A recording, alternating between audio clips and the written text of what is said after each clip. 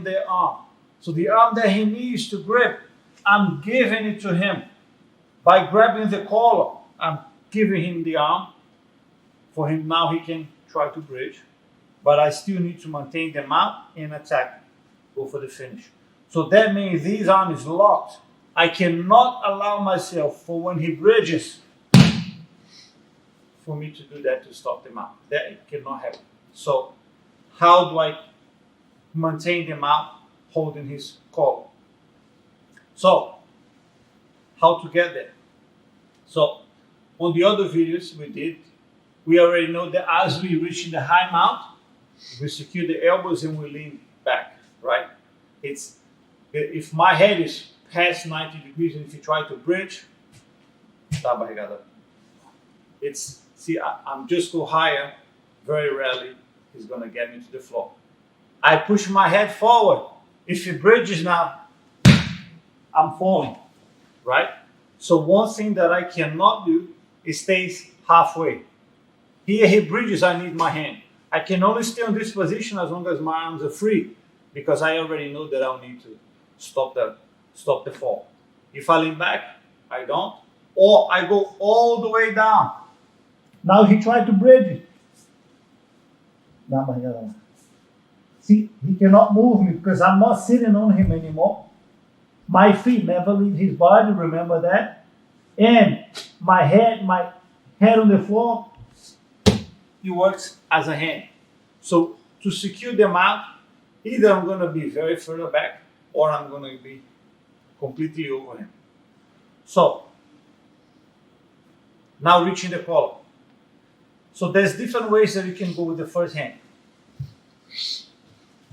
One thing for you to be aware, most of the times that I get my hand into his collar is when I see a gap there. If I see a gap, the hand goes in. Very rarely the person is this tight. He can be there, but then he's not trying to escape because he's working about defense, so I don't have to worry too much about him escaping. And then I can focus on getting the arm in.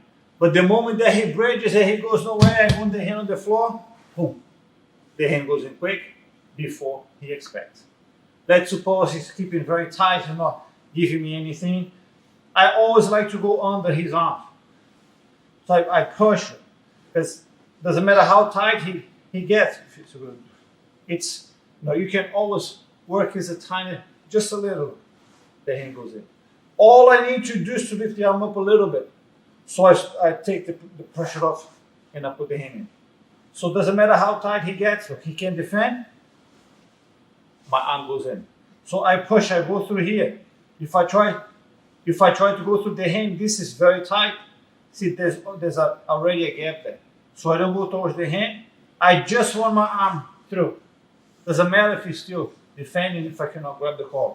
So the first stage is my hand goes through. Now I'm in danger for the bridge. Straight away my body comes this side. See, I'm already leaning in where my arm is free, because if you bridge it this way, you can stop. If you bridge it that way, it's harder. And if he really goes, he gives me the arm, because he will turn, he will not take me. Now his arm is exposed. So when I lean this way, he has to be very careful going that way, because he will expose his arm. So let's say now he's defending. I like to grab inside the wrist, I pull, and then I place my hand. Then I grab. I adjust, pull, get the hand tight. Now I like to sit slightly back. I don't like to do the cross collar to stay in a very high mount. See, my forearm can barely touch his chest.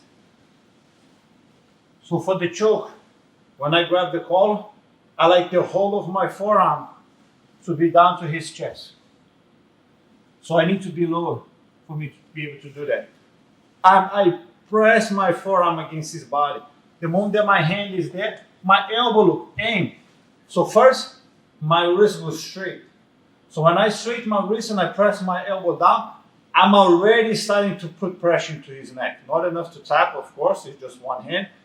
But he's uncomfortable. I'm pressing the side of his neck already. He's not in a comfortable position. So that means he will struggle more to escape, for sure. So the moment that I grab, remember, this arm is free. Before I go for the other side, I want this grip as deep as I can. The first hand is very important that I go really deep, because this one is free. So I have two hands to adjust one grip. After I have that grip, now I have one hand to adjust one grip. So this grip will never be as tight as this. So the first grip is as tight as I can, because it will go deeper. Now the second one does not need to go so deep. If this is not so deep, that one has to go super deep, otherwise the choke will be weak. So, but it's harder. The second hand will never be as deep as the first, ever, because it's not possible, because I don't have any help with the second grip. The first one I have two hands. So this has to be deeper, has to. The other hand is helping. Take your time. Lean that way, look. He's defending. Pull. Slide, look. Slide in. The moment that I adjust my grip, elbow down, straight away, hand above his head. Because again, it's about control. If you try to bridge now, he can't bridge. See, that hand stops. Worst case scenario, my hand goes on the floor, down by that. Here, look, bridge. Even with no hands, push the glass over, down by that. Look, I don't need hands to block them out. So that means that my arms are free to choke him. The moment that I get the first hand in, elbow down, hand on the floor. Because if you try to bridge, I'm pushing myself back, look. No chance. Now, when I feel secure, I'm going to replace my hand by my elbow. See, my elbows, this is still helping me. If you try to bridge, my forehead can touch the floor. Now, the moment that I get to this position, he knows I'm very close to finish. He will do everything he can to defend the second grip. So the head goes close to the shoulder comes up, but both hands goes in. He will close that gap to give me nothing. So ideally he'll go both hands in, and the head and the shoulder, everything tight. Because now look, it's very difficult to get through both hands. It's not easy.